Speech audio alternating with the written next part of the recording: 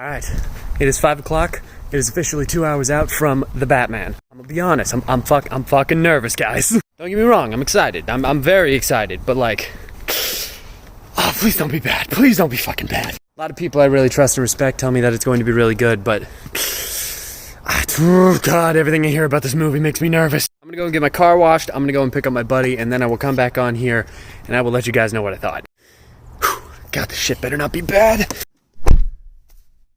It was not bad. In fact, it was pretty fucking great. Just 100% spoiler free, solid 8 out of 10. It is 100% what the trailers promise you. And visually, it is fucking spectacular. I honestly think that this might be the best Batman movie since The Dark Knight, and quite possibly one of the best Batman movies that I have seen. Now, does that mean that it is a perfect movie and was 100% amazing and you should go out and see it immediately? No, but that's also because it's not particularly my Batman. This take of Batman, exactly what it sells you in the trailer, it is exactly that, and it is amazing at it. In my opinion, like most superhero movies, it kind of trips in the third act, but not enough to ruin anything. Is there some things I would have changed? Of course there is, but that's just because I'm me, I'm a Batman superfan, of course I would. And because of that, I don't think that any Batman movie, or any superhero movie for that matter, will ever reach absolute perfection, at least in my eyes. Okay, well, maybe with the exception of Into the Spider-Verse, that is a perfect movie. And Mask of the Phantasm is pretty great. And I mean, the entirety of Batman the Animated Series is pretty much perfect with the character. Okay, let's just say live action. No live action version will ever be 100% perfect. But yeah, I'm happy I saw that. That was really good. That was a fucking great Batman movie, and I think I'm gonna see it again. So, I went to go and see The Batman again last night. By the way, hype is deserved. You should definitely go and see it if you have the ability. I still don't like the costume, but you know, I can get over it. The movie's great. But when I was watching with my friends yesterday, I came upon a realization. It's small, but it's just funny to me. So we've seen in all the trailers that Bruce Wayne's rocking the eyeliner 6000 under the Batman mask, right? He's got the panda eyes to the 10th degree. And anybody who's been on my page long enough remembers, I did something fairly similar when I did Black Mask for my Halloween video last year. So just know, I'm speaking from experience here. The press must think that Bruce Wayne just has fucking amazing eyeliner. Cause it's raining all the time in Gotham. That shit's water resistant, meaning that it has gotta be a bitch and a half to get off. Bruce Wayne must be walking around with eyelashes of the gods all of the time. Either that or a significant portion of his money goes to the best makeup remover of all time. Which, like, I mean, I know I'm not one to speak on hairdos, seeing as that mine went out of style before I was actually born, but like, this is what this dude's hair looks like. I don't really think that he gives that much of a shit about his appearance. So yeah, fuck it, I'm calling it. In the DC universe, it is now canon that the public thinks that Bruce Wayne just has amazing eyeliner all the time. So, I always forget that people kind of like seeing what I do as like my day job, kind of. I don't have a job. I'm a student. I'm gonna be graduated by the end of April, so any game makers out there that need a lighting or a props artist, I'm your guy. But yeah, last year I showed one of my final projects that I was working on, which was a Nekocat that ended up being exploded. So I thought I might show you guys what my project is this year. So this right here is a map that I downloaded from the Unity store, which is called Flooded Grounds. What I'm doing to it is called a relight. Essentially, I downloaded a full map, got rid of all of the lights from it, and am relighting that map the way that I would do it to show my capability as a lighting artist. I'm also applying cameras and applying post-process effects to those cameras to make sure that when you look at a scene or you look at the map in general, it looks good regardless of where you are. I'm going to show you guys some screenshots of what it looked like before I got into the scene, so if you do me a favor and just turn your phones to the side real quick so that I can actually, you know, like show you what they fucking look like. So the resolution looks terrible on my phone screen, but the scene beforehand looked like this. There wasn't a ton of shadow contrast. It looked a little overcast, looked a little cold. The actual map is called Flooded Grounds, so it was supposed to be a flooded city by the looks of it, and these were the cameras that I set up within the scene itself. My goal was to get the lighting looking a little bit more like this, make it a little hot, make it a little arid, make it feel a little bit like Florida in the middle of the summer. But now I'll show you the before shot of what the camera looked like before, and then the after shot of what it looks like right now after I've been messing around with it for a little while. So, camera 1 before, camera 1 after, camera 2 before, camera 2 after. I really like this shot. Camera 3 before, camera 3 after, 4 before, 4 after, 5 before, 5 after. And finally, one of the starkest changes, camera 6 before, camera 6 after. Alright, we can turn that back the way it's supposed to be now.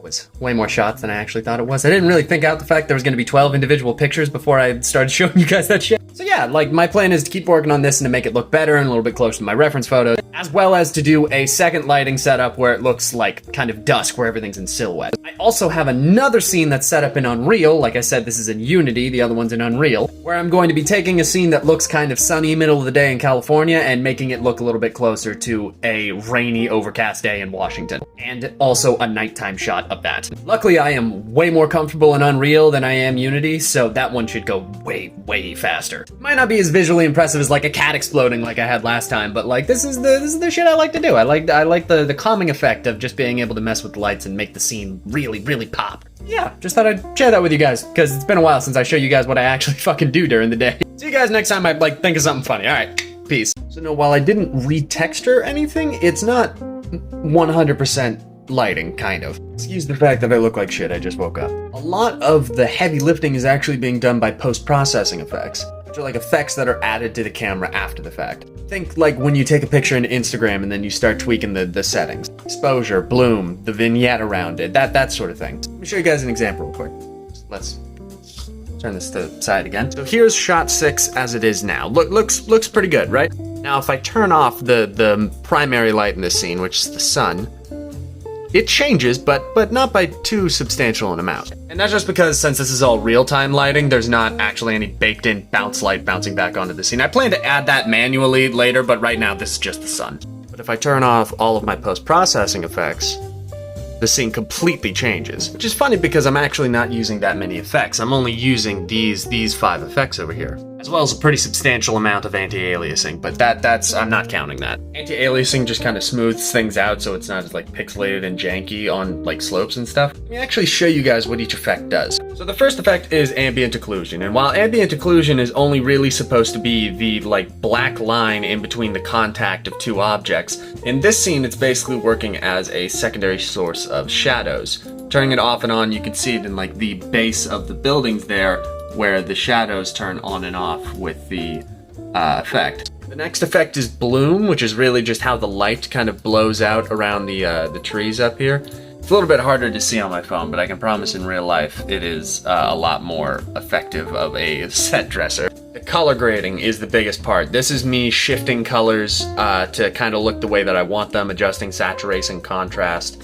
all of that sort of stuff. This also has the ACES color LUT in it, which probably means nothing to most of you, but that is kind of an industry standard for coloring. So if I turn that on and off, you can see the whole scene, again, changes entirely. I have an ever so slight vignette on my cameras that is really just that dark halo around the edges of the camera. And I also have a very subtle depth of field interacting with the camera right now. You can kind of see it real up close on this grass here if I turn it on and off, where it just kind of adds an extra little bit of depth to the camera and makes things feel real close up. Essentially what my job right now is like polishing a scene. I know how to make models, I know how to texture models, I know how to put models in a scene. Now my job is trying to make the scene look as good as possible using what I can. So while it's not technically only using light, it's still called a relight because everything I've done just affects how it appears visually. I haven't edited any models, I haven't touched any textures, I haven't done any of that. The most substantial swap I did is I swapped out the skybox so it could change the lighting a little bit. Skybox is literally the sky. I made the sky less overcast. So yeah, I know this isn't my usual content, but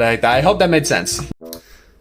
It is my last break. Like period. I'm on spring break right now, and I'm in senior year. This is it. Well, yeah, I came back home. I'm relaxing. I'm spending my entire day relaxing. Like, ironically enough, I am actually debating going back early to get some work done. Jesus Christ, they really have bred the adult brain into me. However, I was relaxing good enough yesterday and most of today that I completely forgot this. I also apparently forgot before I left because I forgot to bring back the Regrettable Superhero of the Week book. So, welcome to Regrettable, the sidekick of the week this week, the weekly, not weekly show where I pick one sidekick out of the league of regrettable sidekicks and then I run them the fuck down. Let's pick our sidekick. Alright, we're in fresh waters, unbroken territory. Let's see what we got here. Ah, it's so nice to break the seal of a new book. I know as a comics collector that's fucking sadistic of me, but God, it feels good. Alright, anyway. Eeny, meeny, miny, you. Stampy! For the first sidekick that we're picking, that sure is a name. Sweet, merciful God, tell me that is not your fucking catchphrase. Here's my stamp of disapproval. I make jokes and cosplay for strangers online, and I want to steal this guy's lunch money already. I will say, he admittedly has a better costume than, like, most of the regrettable superheroes I've looked at. Like, the color theory is solid, you got a nice little flourish with the collar and the blonde hair as a little color accent, and the domino mask looks pretty cool. You're looking pretty good, kid. The fucking padded general's pants that you're wearing are a little weird, though, I will admit. Okay, I just read the page, and, yeah, these guys are fucking dumb. Stampy was created by one Fred Morgan in Prize Comics number 37 in December of 1943. His superhero is a man named Airmail. Airmail. Stampy and Airmail have nothing to do with the mail. Their power is flight. However, they constantly make postage-related puns. Do you get it? Because I don't fucking get it. Airmail is a one Professor Kenneth Stevens. Stampy is his nephew Bobby. Now, Professor Stevens is, and I'm gonna say this with the utmost respect, the biggest fucking nerd I've ever seen. This man has one job, inventor. And he is so fucking sure that he is going to invent something that will make him a superhero that he wears a superhero costume to work. And you know what? He does! He makes something that will make him a superhero. You wanna know what the fuck it is? It's the anti-gravity potion from Despicable Me! No, I'm not fucking kidding. The potion makes him lighter than air. He needs to wear a weighted belt to keep him on the fucking ground! Bobby finds out that his uncle that wears a superhero costume to work every day is the superhero known as Airmail! I know, gasp, shock and awe, big fucking surprise! And chooses to be his sidekick. Like he's gotta convince him for this shit. This guy, the fucking postage balloon, that's the guy you want to sign yourself up with. The book got canceled rather quickly, I wonder why. Regrettable, fucking regrettable. Airmail? Option number 2, a vintage train lantern like this one that I can paint green. So remember a couple of weeks ago in one of my P.O. Box videos that I said that Anna Eliza B, thank you again, sent me one of those? By the way, I'm gonna do another P.O. Box video this weekend. Anyway, remember when I got sent one of those? Yeah. So you're definitely gonna see this again. I am unbelievably happy with how this turned out. This looks like Alan Scott's Green Lantern. This is awesome.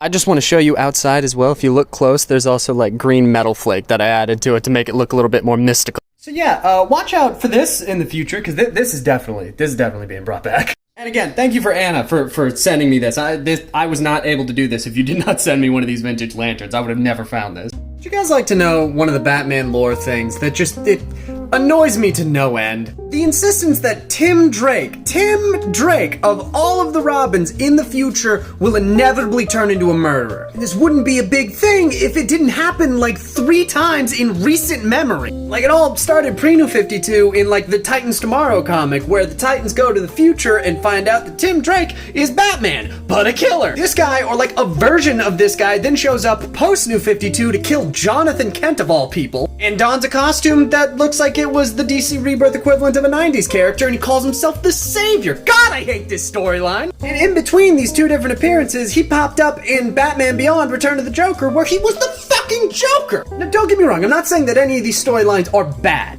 Okay, mostly. I'm saying that most of them are not bad. Why did they make Tim Drake the Punisher? I don't get why they made Tim Drake the Punisher. Listen, with me, I've always been the person to say that after Batman is dead and gone, Tim Drake should be the person to take up the mantle. If not him, then Cassandra Cain. Like, Dick Grayson has already moved on and become an established hero on his own. Jason Todd has a completely different ideology. We've seen what happens when Damian gets the role of Batman. Barbara Gordon is already established as Batgirl. Duke Thomas is already established as the Signal. Jace Fox would be a good choice as well. It's between those 3. It's between Tim Drake, Cassandra Cain, and Jace Fox. It's just with me, I think that Tim understands what Batman is and what it can be better than a lot of people. He is the only Robin that chose this life. But here's the thing, if Tim Drake ever did become Batman, in my interpretation, it would go a little bit closer to how it did in Battle for the Cowl, where he would become like the Bronze Age version of Batman, where he's still a detective and still has those dark and gritty storylines, but also still has the quippiness and fun-loving attitude that he did in the Silver Age. I genuinely don't know if this is going to be counted as a hot take. What's your guys' opinion? Do you like the fact that Tim Drake in every goddamn future storyline that we have seen ends up becoming a murderer of some variety? Who do you think should be Batman when Batman is gone? Should it be Tim Drake, Cassandra Cain, Jace Fox, or whoever the hell you think it should be? Let me know in the comments. So shout out to this person on Twitter because, they alerted me to the fact that Teespring updated their prices again. So for those of you who don't know how Teespring works, when Teespring updates their prices, if you don't make a certain amount of profit off of the initial sale of whatever product that you're selling, it will just remove it from your shop. Sometimes it alerts you, sometimes it doesn't. This is just the shit you deal with when you're on Teespring. This is a rather common occurrence for me. I like to keep my prices low because I don't like making people pay a lot of money for fucking TikToker merch. I'm confused why people buy shit from me in the first place. Why the fuck would I make them pay high prices? Anyway, I hadn't checked Teespring in a while. It hasn't really been the first thing in my mind for a little bit. And then I read that tweet. So then I went to check. And apparently, I don't know for how long, but apparently, all of my top-selling shit was just not on my page anymore. Like, my Alfred Call the Guy shirts weren't there, my Bill shirt wasn't there, my Goonion shirts weren't there. Anyway, this is all a long way to say that my Teespring is fixed again. Oh, and just as like a I fucked up, I'm sorry sort of thing, if you use code HOPE at checkout, you will get 10% off your order. However, that's only until March 20th, so I would do that quickly. Oh, and I get questions about how to use my Teespring store all the time, so let me just run something down real quick. When you initially go to my Teespring store, it's gonna look like all I sell is t-shirts. I promise you I don't just sell t-shirts. What you gotta do is click on a t-shirt that has a design that you like, right? That'll take you to the page with the t-shirt, like where to buy the t-shirt, okay? Now, if you just scroll down from here, it'll show you the plethora of other products that I sell with that design on it. I just do this so my store isn't like 15 pages long with only 18 designs. This actually reminds me, that price update probably fucked up the Pride store designs as well. I have a Pride store, by the way. That's also on my link tree. It's like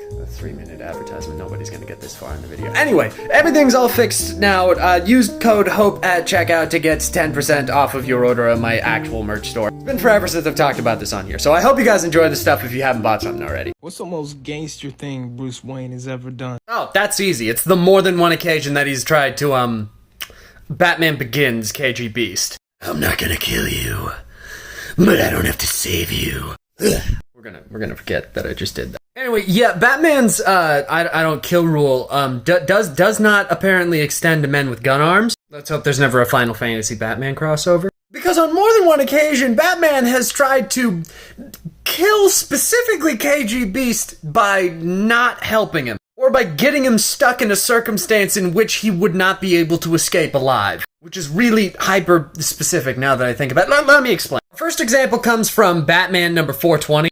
Nice. Back in 1988, where Batman lured KG Beast into a sewer and then locked him in a room with no exits and just left him there. They later retconned it to say that he called the cops after he escaped, but we don't see that in the comic. Just listen to what the fuck this guy says. A few years ago, I would have jumped at this chance to test myself against you, but time has taught me many valuable lessons. There is no reason for me to risk my life coming in there after you. It would neither accomplish nor prove anything worthwhile. Sometimes you must ignore the rules. Sometimes circumstances are such that the rules pervert justice. I am not in this business to protect the rules. I serve justice. All of which he says while boarding up the steel fucking door. And then he just fucks off! Batman straight up cast of Amontillado KG Beast! Spoiler alert, this didn't fucking work, so Batman tried something else! After KG Beast fucking domed Dick Grayson and turned him into...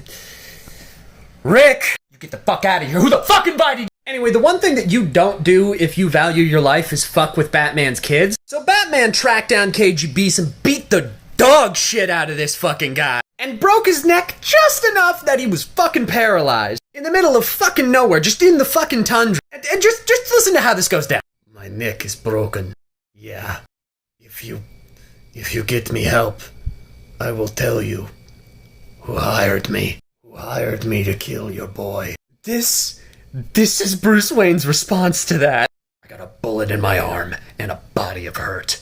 There's a 3,000 click walk ahead of me through nothing but snow and ice. I'm the world's greatest detective. I'll find who hired you, and I'll break them too. You can get your own damn help. And then again, he just fucks up! Jesus fucking Christ, Bruce! This man don't give a fuck! I got a no-kill rule, but it's just if I, directly shoot you in the fucking face. Everything else is fine. I don't like guns, and I see you got a gun for an arm, so therefore I don't fucking like you either. So, for anybody not following my backup account, by the way, I have a backup account. It's the Panda Red with 3Ds. Follow me, just in case TikTok ever decides that I shouldn't exist anymore. They like to do that sometimes. Anyway, for anybody not following that, you might not know that I am currently desperately, horrendously trying to lose weight. My goal is to be in Jason Todd shape, so you know I have realistic goals and all. I think that anybody who is trying to lose weight or has tried to lose weight in the past knows exactly the pain of liking working out, but hating every other part of losing weight. Why do all the things that are fucking terrible for me have to taste so goddamn good? I just want to not be shaped like an actual goddamn panda. Can I have one roll of Oreos without it setting me back 3 fucking weeks? COVID and spring break were not kind to me. I got a taste for all the things that, you know, taste good. Is it possible to regret catching COVID? 'Cause if so, I regret catching COVID. Speaking of regrets, smoothest transition of all fucking time. Welcome back to Regrettable Superhero of the Week, the weekly not weekly show where I pick one character out of the League of Regrettable Superheroes at random, then I run them the fuck down. Alright, who are we getting today? Eeny, meeny, miny, you. Let's just... There we go, 3D Man! Oh shit, I got his name wrong. It's the 3D Man. Oh boy, we're picking from the big two today. We got a Marvel character. This means this dude is either dead or still exists somewhere. Okay, I hate to be that guy, but isn't 3D when it's two-tone supposed to be, I don't know, red and blue? This is pretty obviously orange and green. Why the fuck did you steal your costume from fucking Daredevil, man? If you get why that's funny, you're a fucking nerd. So why a triangle? What about a triangle represents 3 dimensions? Oh, it's 3 sides. I said that out loud on the internet. Holy shit, this guy is surprisingly dark. Still dumb though, let's get into it. 3D Man was created by Roy Thomas and Jim Craig in Marvel Premiere number 35 in April 1977. The 3D Man is actually 2 people. 2 brothers, Hal and Chuck Chandler. Chuck is a college football star turned test pilot, and Hal, has polio, and that's about all we get. 3D Man's origin is kind of like a fucked up version of what if Firestorm met the Green Lantern. Because when Chuck is out flying an experimental plane, he is encountered by a flying saucer, who for some reason turn him into a pair of 3D glasses. Yeah, just they turn a man into a pair of glasses, okay. A pair of glasses with a static image of Chuck burned into both of the lenses. Hell of a way to go. That is not the end, however. Chuck has a chance to live again. Only if Hal puts on the glasses. When Hal puts on the glasses and focuses those 2 static images of the 3D lens into one image, Hal passes out for 3 hours and turns into Chuck, the 3D Man, with 3 times the strength, speed, and endurance of a normal human, and apparently a third of the fashion. 3D Man has a weird gimmick that even though the book was published in the 1970s, it all takes place in the 1950s. Which, I mean, like, at the time, these books were usually marketed to children, so it's kind of weird to tap into the nostalgia of, like, only 27 years in the past? I don't know, weird choice. This guy isn't completely regrettable. I can see how he could be worked out. With a new costume, obviously. Yeah, not regrettable. Panda seal of approval. He just needs some work. Okay. I have opinions on Batman's white eyes in live action. Just for context, even though I'm not 100% sure who would need context for this, ever since his very first appearance in the comics, Batman has not actually had pupils or irises when he has his cowl on. His eyes are just purely white. Outside of his actual, like, silhouette, that has always been, like, a staple, a defining feature of his costume. And aside from the armored suit in Batman v Superman, this has literally never been adapted properly on screen. I've seen a lot of debate about this issue since The Batman came out. And I won't say I don't see where it's coming from. A lot of comic book fans want the white eyes in live action, but you risk the cinematic language of being able to tell a story with just the character's eyes. And the Batman represents this really well because Bruce's eyes, and specifically how his eyes look at things and the expression in his eyes, is how a lot of the emotional storytelling is done in that movie. However, I think that there's a blueprint that can make both camps happy. So just, like, hear me out here. In the 2012 Teenage Mutant Ninja Turtles cartoon, they did a very, very smart thing. When the Turtles were just interacting, having their normal daily lives and stuff, you could see their eyes. Kind of, you know, harkening back to the old school Turtles cartoons, where their eyes were always visible. This allowed them to have, like, proper emotional scenes and everything. You could see how they were reacting, you could see the emotion in their eyes, it was perfect. However, whenever they entered into combat, their eyes would glaze over white. This was never explained, it was just an artistic choice.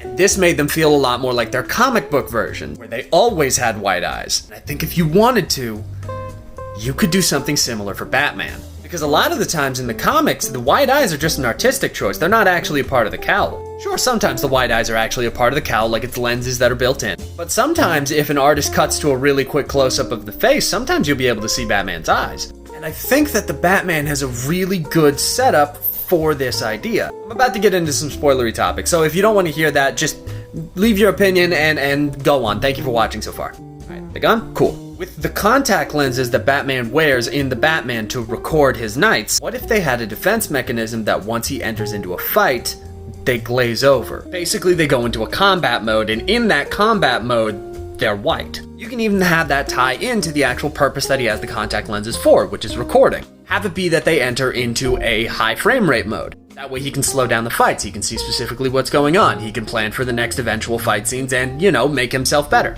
And they turn white for that extra little bit of fear factor to scare the shit out of the criminals. Because again, Batman is Batman because he doesn't want to look human. And I mean, technically you could have it so it like turns into like a heads-up display and he can analyze the fight scene while he's fighting. But I don't like that for the same reason I don't like super armored Batman. Let Batman be a badass on his own and not have to need that technical shit. Leave that technical shit to Iron Man. Let Batman be a detective and be able to analyze his fight scenes after the fact so that he can figure out how to be a better fighter. I don't know. That's just my opinion. What do you guys think? Leave your opinion in the comments. So I got a couple of comments like this on my last video. By the way, no hate to anybody who left a comment of, or you could do this with Batman's white eyes. I just want to explain why I went the way that I went with it. So this video is going to kind of be an amalgamation of all of the most common things that I saw on the last video, and I'm going to break them down one by one. If you didn't watch it, I basically said that they should do the 2012 Teenage Mutant Ninja Turtles thing, where his eyes are completely visible during most of what he's doing, but then when he enters combat, the contact lenses that he has should turn white, so then he can have those comic book accurate white eyes while he's fighting or trying to scare criminals. So starting with this one, why not have his eyes turn white like they do in the Arkham games?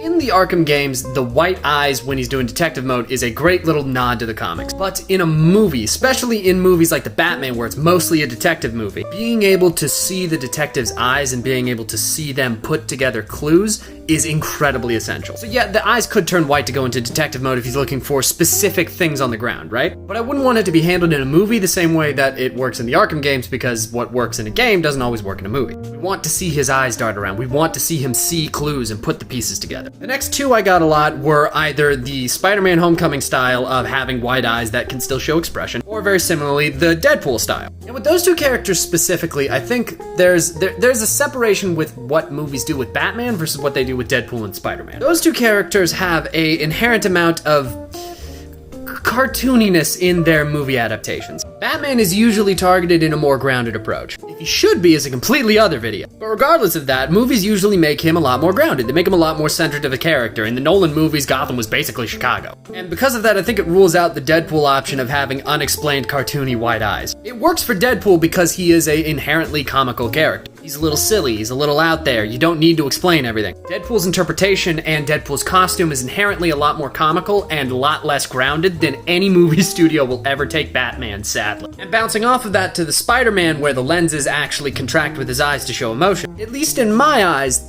that kind of defeats the point of having the white eyes. You see, cinematically, movies don't want to give Batman the white eyes so we can see the emotion in his eyes and see, from the viewer's perspective, him making emotion. And in a grounded, gritty world, it makes more sense that he is just wearing black makeup and having his eyes out. But if you write it into the story that his cowl has lenses that can show expression, you need to explain why. Because then it's not just, it's grounded, Batman made those eyes expressive, why did he do that? And usually, the white eyes in the comics are used as a fear factor, which if you're using it for a fear factor, why would you enable the eyes to show the fear or any other emotion other than fuck you, I'm scared? I hope that makes sense. I can explain it more if it doesn't, but it's anyway. The last one that I saw was more of the Nolan / Telltale game where it's just glowing lenses on the eyes of the mask, which again, movie studios want to show the emotion in the eyes. I know shows like Mandalorian have shown that you don't need to do that, but still, movies like The Batman prove showing the eyes is more of a help than a hindrance, if anything. Anyway, this is way too long. I hope this makes sense. Thank you for watching.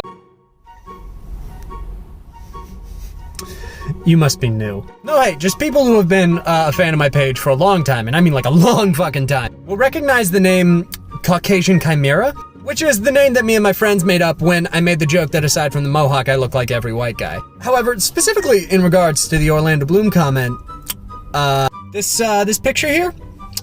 Yeah, take a good long look at it. Yeah, that's not me. That would be Orlando Bloom circa the 1990s. So when you say it's uncanny, yeah, I won't debate with you. It's kind of weird. I didn't know this wasn't a picture of me either. Other pretty common ones that I get are Joseph Gordon-Levitt, young Heath Ledger, which I mean is basically saying the exact same guy. I've been told when I get irritated, my voice sounds like John Mulaney. My wife's in love with this Timothy Chalamet son of a bitch. But I mean, yeah, if Heath Ledger or Orlando Bloom are gonna have a biopic coming out soon, I can be your guy. So I've talked on here multiple times about my terrible purchasing choices when it comes to clothing, specifically the fact that I have a jacket obsession. Don't know why, just like jackets, which is hilarious because I often don't wear them inside. So I'm not saying that it makes any sense. I'm just saying that it's this thing I do. And I went out today to get some shoes because I wanted some new shoes, and I got a thing, and I'm just. So while I won't say that I require a Magneto helmet to complete the look or anything, I would say that it would be rather nice. It's just so flowy. This is like the best middle ground I'm gonna get of being able to wear a cape in public. Listen, my ideal fashion sense is like supervillain on a budget, okay? You see, what I gotta do is pair these with the fucking pop star glasses, and then I will absolutely look like a goddamn cartoon character. Wait a minute, hold on. There we go, right out of a fucking anime. I just realized that this combo makes me look like a fuck-mothering vampire, and if you get that joke, you're good people. Alright, yeah, that's all. I didn't have anything important to say, just wanted to annoy you with my fashion choices. Alright, bye now. I'm about to ruin y'all's day. Let's talk about Rick Grayson. Because as a lot of comments on that video showed me, some people don't know about Rick Grayson. And personally, I don't find comfort in the idea that some people can sleep at night. So I'm gonna give you all the same trauma that the rest of us feel when we hear the name Rick Grayson. So it all started when Dick Grayson got shot in the fucking head. He was shot by KG Beast, who was hired by Bane in an attempt to kill Nightwing to mentally break Batman. However, Nightwing is Nightwing, so of course this didn't work. Instead, he just got amnesia. And a fear of heights. That's important. I'm not just mentioning that has consequences. Because of his fear of heights, when he came back, he could no longer be Nightwing. In fact, his entire personality had changed when he woke up from the coma he was put in from, being fucking shot in the head. So not only was he too scared to actually, go out and do all the acrobatic shit that Nightwing is known for, but also he didn't feel up to the task. That wasn't him. And in fact, that so much wasn't him that he stopped going by Dick Grayson. And chose Rick, spelt R-I-C, like people do. Anyway, Rick moved back to Bloodhaven and assumed a new life. Fans got a character that went from looking like this to this. Just cuz. Rick Grayson became a taxi driver. The retired superhero to taxi driver pipeline. It's pretty solid. Famously upbeat and cheery Dick Grayson, who based his entire adult identity off of Superman, then also developed anger issues and a fucking drinking problem, actively told the Bat family members that he did not want to come back and he did not want to become Dick Grayson again because he was happy with who he is now. He completely forgot his relationship with Barbara Gordon, actively did not want to rekindle it again, and instead started a relationship with a bartender that he knew because he would just consistently drink at the same bar all the time. Because again, Rick Grayson had a fucking drinking problem, and that was a main part of his character. This was received, less than good. And because of that, the storyline tried to push him more into a Nightwing role without explicitly, undoing everything that had happened. Rick felt an impulsive need to help people when he saw crimes being committed. He donned a really fucking stupid costume.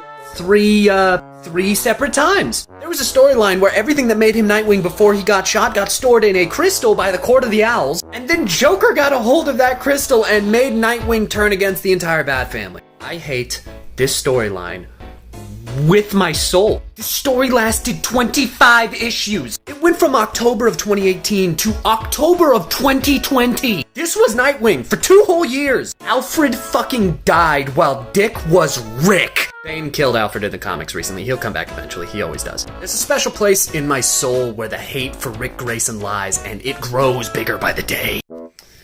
Can I just rant to you guys for just a second here? I fucking despise the new TikTok layout. I fucking hate it. I want to know the person that thought it was a good UI decision to put the tracker for how long you've been recording behind the spot where your fucking thumb records. Which one of you motherfuckers asked for stories? Which one of you looked at Snapchat and said, yeah, let's base our shit off of that? I'm not saying I want to fight you. I want to have a talk, but I will not say that we are going to get fucking physical. Oh yeah, when I go to edit my video, that place where the effects button used to be so I could scroll through my video and actually see what I did really quickly, yeah, that's going to be the add to story option now, so we could trick you into using that thing that nobody fucking asked. I really don't like it. I fucking hate it, actually. But, I mean, it's nice that I can see in seconds how long I've been recording now, I guess. Actually, speaking of which, it's gone for too long. Welcome back to Regrettable Superhero of the Week, the weekly, not weekly show where I pick one character out random out of the League of Regrettable Superheroes, and then I run him the fuck down. The jacket's coming off. It's fucking warm in here.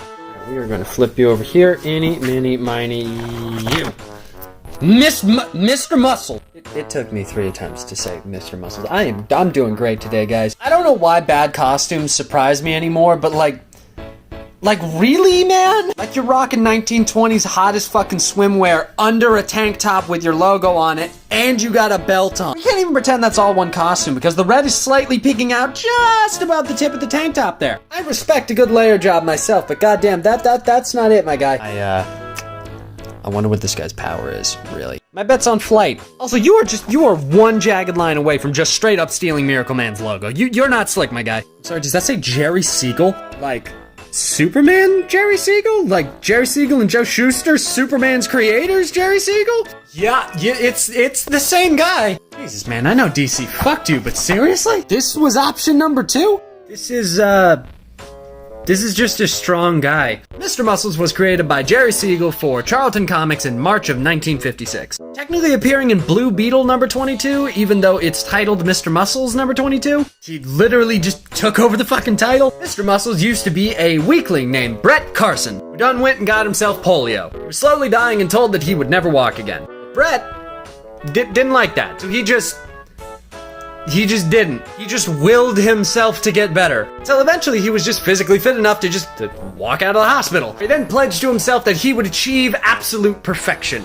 Gaze upon the peak male form. And that's that's really it. Sometimes he fights the mob or supervillains. One time he fought a ginger abominable snowman. But yeah, he's mostly just like a really strong dude. He spends his off time basically doing shows to show how fucking cool he is. Think if Flex Mentallo was boring. He technically had a female sidekick named Miss Muscles who showed up once, who was also physically perfect, and a kid sidekick who also only showed up once. Yeah, I don't think you're gonna be surprised if this guy only lasted 2 issues. Yeah, I think it's safe to call it fucking regrettable. What the hell, Jerry? I hope Jason Todd gets a CW-style TV show.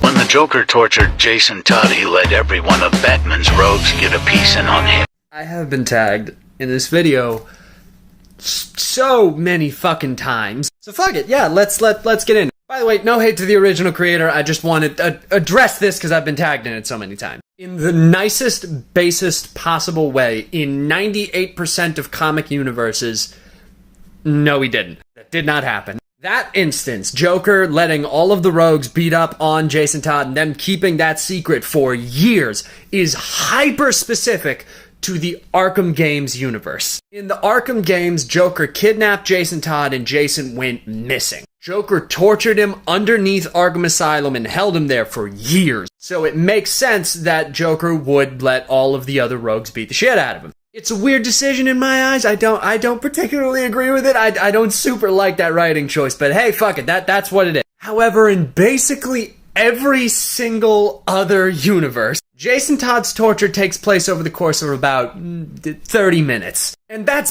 being liberal there. And that's not just Jason being tortured, that's from Jason seeing Joker to being blown up, maybe 30 minutes. Jason finds his mom, Jason's mom leads him into a trap, Joker sees Jason, Joker beats Jason with a crowbar, Joker sets a bomb with a timer for 10 minutes, ties up Jason's mother, and then fucks off. That's it. That's the entirety of the cornerstone of Jason's character in later years. It takes place over the span of about 30 minutes. And half that shit's off screen. And on top of that, in most universes, this doesn't take place in America. In the DC main continuity, at least as far as I'm aware, I don't know if they've retconned this or not, but that takes place in Magdala. I'm so sorry if I'm pronouncing that wrong, but that takes place in Israel. I don't know a ton of the rogues that are gonna hop out for a 30-minute trip to Israel just to beat on a Robin, which is basically a death sentence if you ask KGBs. I think people forget how fucking wackadoo the rest of Death in the Family is outside of the death of Jason Todd. And just to prove that I'm not just basing it on the main comics universe, I'm even gonna talk about other universes where Jason Todd died. In the version that most people know, which is the Under the Red Hood movie, Jason Todd died in Bosnia, and again, it only happened over like the course of about 30 minutes. Not a ton of Batman's rogues gallery up around Bosnia. In Batman White Knight, Jason Todd was tortured in a random basement in Gotham that nobody knew the location of outside of Joker and Harley Quinn. Batman doesn't even know if Jason died in that universe. He just fucking disappeared. In the show that must not be named, Jason got beat to death over the course of about 5 minutes on a fucking pier.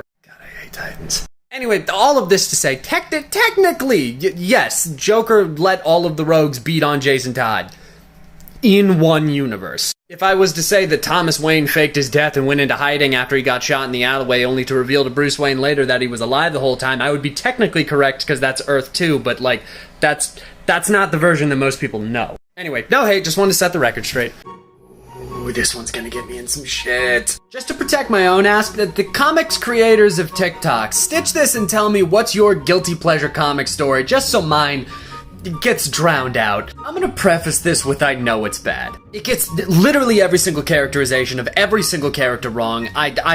All of it is fucking atrocious except for maybe the art. I know that in my heart, and I need to preface this with that because it's bad.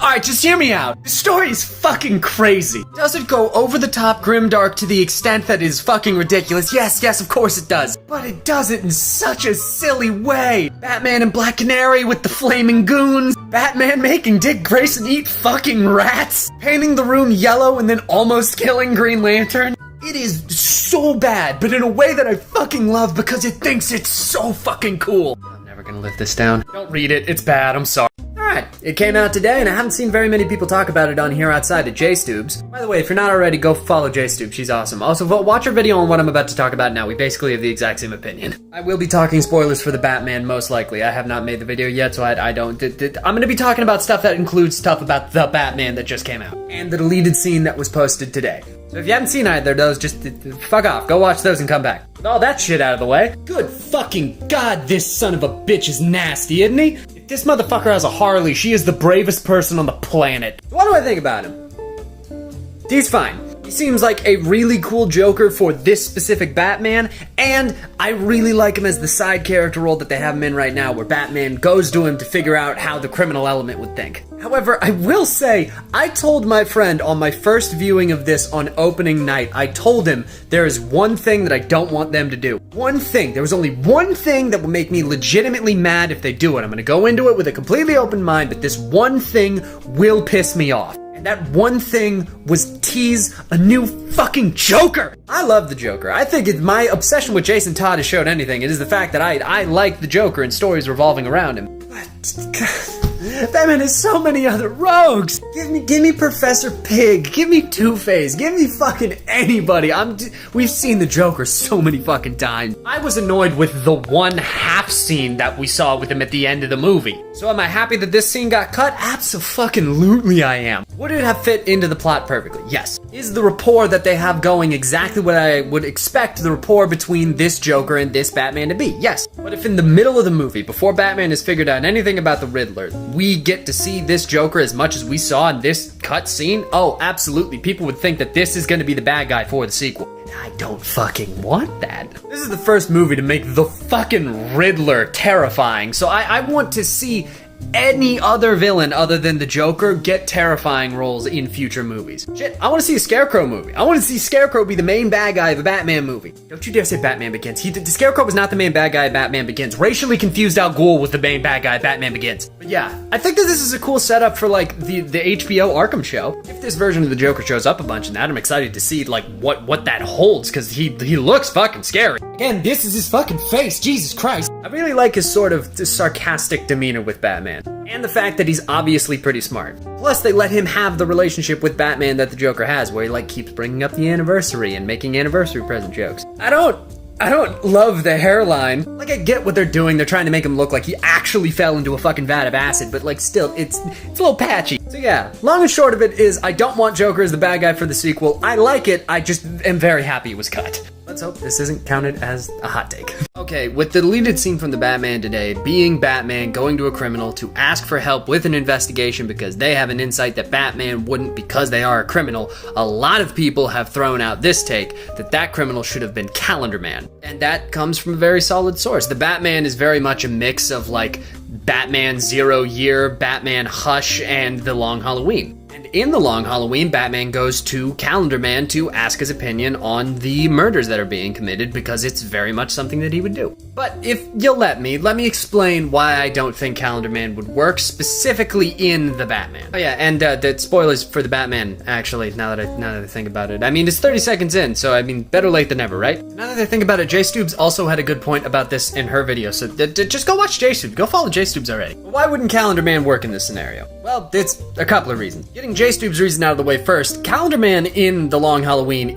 he's just Hannibal Lecter. The costume, the way he's standing, the way he's talking, all of it. He's just Hannibal Lecter. So if you adapt that character into a movie and he's legit just Hannibal Lecter with head tattoos, you can see why that would be a problem, right? Especially with this being a murder mystery movie where a detective is trying to find a killer and they don't know who the killer is and they don't know where they are, so they go to a killer that has very similar tactics. That is the Silence of the Lambs. So if you legitimately had the criminal that Batman go to just be Hannibal Lecter, you would just be remaking Silence of the Lambs, but with fucking capes. Reason number 2. In The Long Halloween, the reason that Batman goes to Calendar Man is because the crimes that are being committed are very similar to the crimes that Calendar Man commits. They're being done on very specific holidays. They're having an article from that holiday left by the scene of the crime every single time someone's killed. That sounds a lot like Calendar Man. It's the same reason that Batman went to the Joker in the Under the Red Hood movie when he saw that the bad guy was dressing like the Red Hood. This is something you would do. You know more about this than me, tell me about it. But the villain in the Batman is the Riddler. He's doing riddles. The only evidence he's leaving behind is videos where he's pretty plainly describing why he's doing stuff and riddles left behind at the scene of the crime to lead him to the next clue.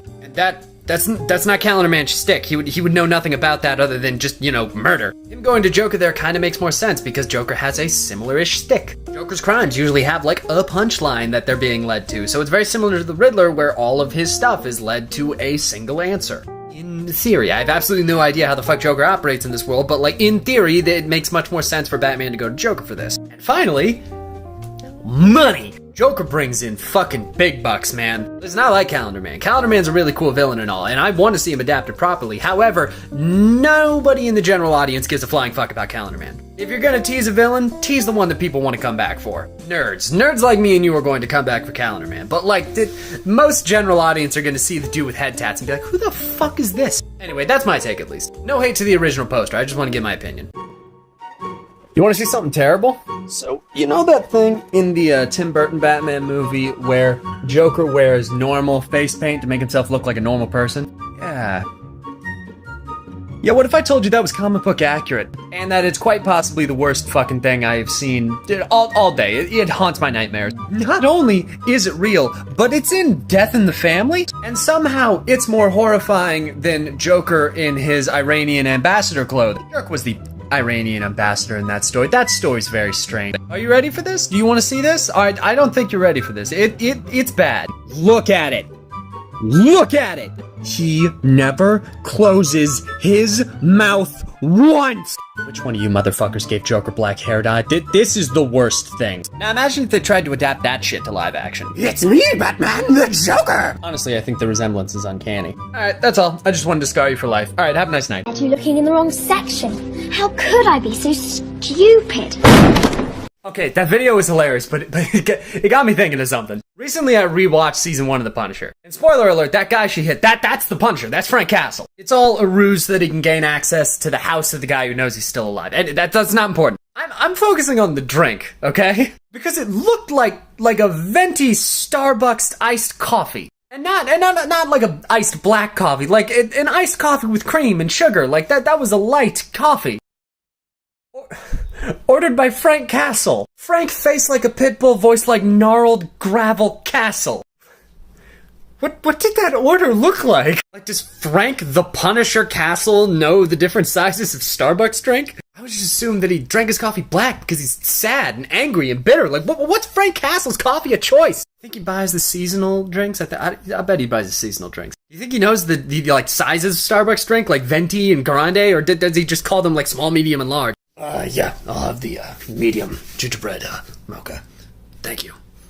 You know, this is a really dumb thought process to go down, but like it's just so amusing to me. I love that Frank's interpretation of regular dude Peter Castiglione is just like hipster with an iced coffee. I don't know. I thought it was funny. Y'all have a nice night. Man, you guys thought that recording the Spider-Man and Venom skits in public was bad. I'm currently taking my own graduation photos just for invitations to my graduation and stuff. Alone, in full regalia, about a month before graduation, in the middle of my apartment complex. My shame exists so little that it is just gone at this point. Which, I mean, is anybody surprised I make superhero skits online for a living? Come on. Just for, like, reference of where I am, that is the front of my apartment complex right there. I'm in full view of everyone. I mean, honestly, it wouldn't be a graduation photo shoot with me if I didn't, you know, push the brand at least a little bit.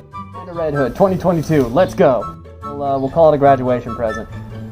So the entirety of my For You page right now is one of two things. One, edits of Our Flag Means Death, which I have not watched that show, so I don't understand any of. Extent of my knowledge is gay pirates, which fucking cool. And the other thing is the Oscars last night, specifically the thing that happened at the Oscars last night, and I ain't gonna talk on that because that ain't none of my fucking business. I encourage you to do the same. In fact, please don't talk about that shit in the comments. Please read all of them. And I'm really tired of seeing the discourse, so yeah, can we not? Yeah.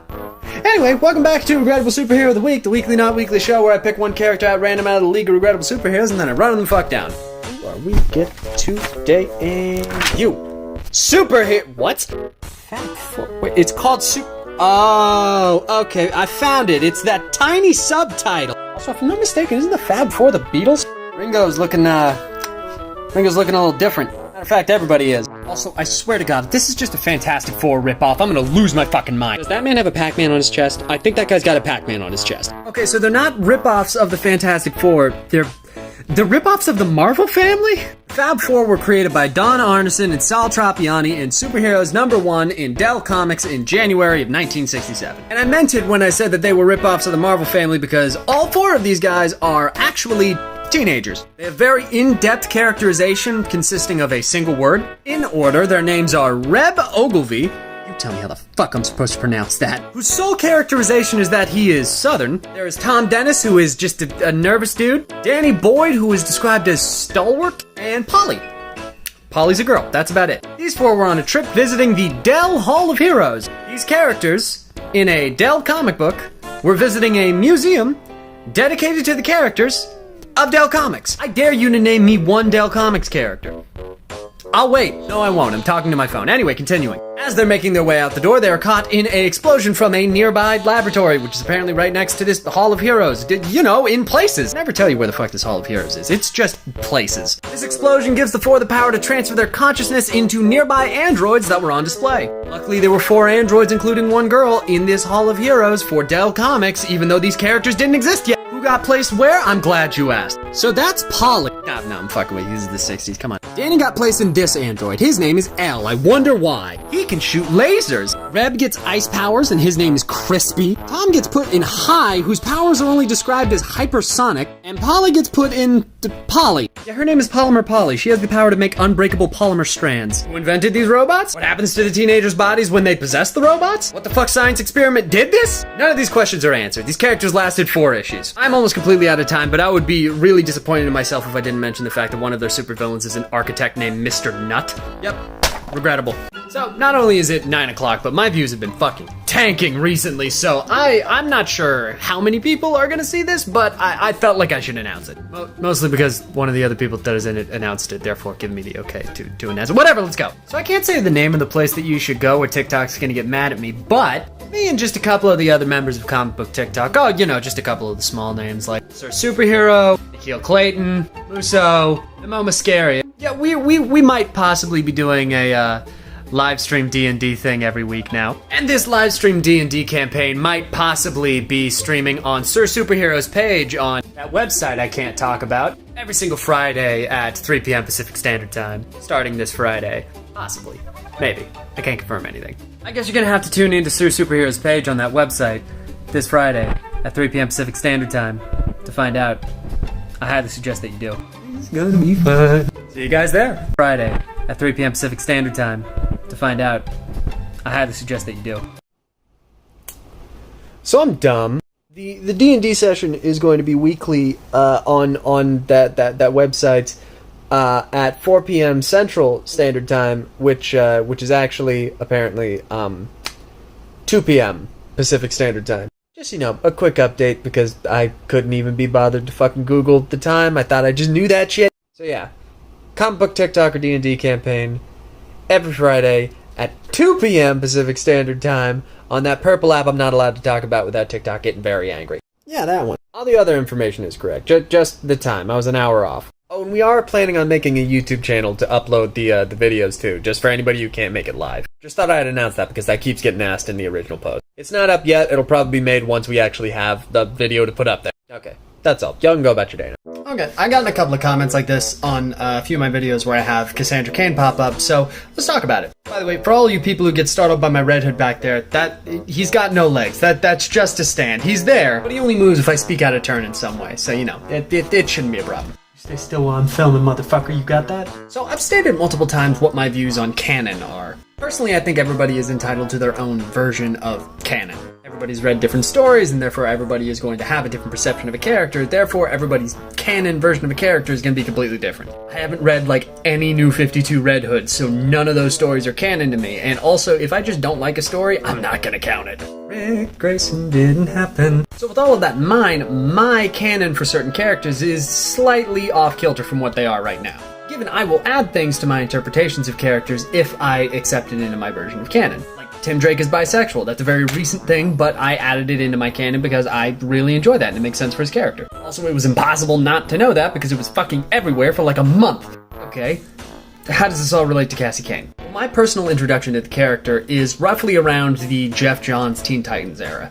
And in that era, Cassandra Cain still couldn't talk. Cassie's ability to speak is kind of variable. Sometimes she's completely mute, but other times she speaks perfect English. I think in the comics right now, she kind of speaks in sort of like half sentences, kind of. Maybe. I have not read a lot of current Cassandra Cain. And because of that, my interpretation of her is still the version that I know, which is she's mute. Personally, I really like the storylines where she's mute, because there's not a lot of representation for characters who are mute. Like, you got Snake Eyes, Jericho, and Cassie Cain for a little while. That's about it. At least for, like, characters that are popular enough to continuously reoccur in books. So yeah, the long and short of it is that my mental canon for Cassandra Cain is that she's still mute to me. At least in the way that I portray her. In my mental version of the characters that I play, she's still mute to me. The same way that when I have Tim Drake show up as Red Robin, in my head, it's the Kingdom Come Red Robin outfit. Because that one's my favorite, and that's my personal canon for the costume of Red Robin. Same way with the way that my Jason still uses guns, even though in the comics right now he doesn't. Jason has always used guns, so to me that's the canon version of him. When he doesn't, I'm like, it'll go back to how it was before. Yeah, everybody has their own canon, and I'm no better. When I play characters in my skits, I'm not trying to play them as their most current canon version. I'm essentially playing the essence of the character. What do I think when I think Nightwing? That's what I'm gonna play. I hope that makes sense and doesn't make me sound too super pretentious or anything. Yeah, hope that helps. Do I finally get to tell people why Snake Eyes is mute? Because, oh my god, Snake Eyes being mute is the most metal shit you've ever fucking heard. So for anybody who's only ever watched the G.I. Joe live action movies, they sanitized the fuck out of that man. Yeah, Snake Eyes is not mute because he took a vow of silence. Snake Eyes is mute because a fucking helicopter exploded in his face. And in the explosion, his vocal cords were severed. He literally had his throat cut by an exploding helicopter and then lived to walk away from it. Listen, I love Ray Park. Ray Park is fucking awesome. Darth Maul is the absolute shit. But movie Snake Eyes, in any version, don't got shit on the original Snake Eyes. The type of shit that this man was doing was so clandestine that his birth name, birthplace, his military history, his childhood, everything about the motherfucker is classified. When G.I. Joe picked him up, he was living in a self-imposed isolation in the Sierra Nevada with his only companion being a wolf named Timber. Classic Snake Eyes is metal as fuck, man. This is only partially related, but in reply to this original comment, the original poster called the 2009 G.I. Joe movies old, and I would just like to say that I personally take that as a threat. I am 21. You are not legally allowed to make me feel old yet.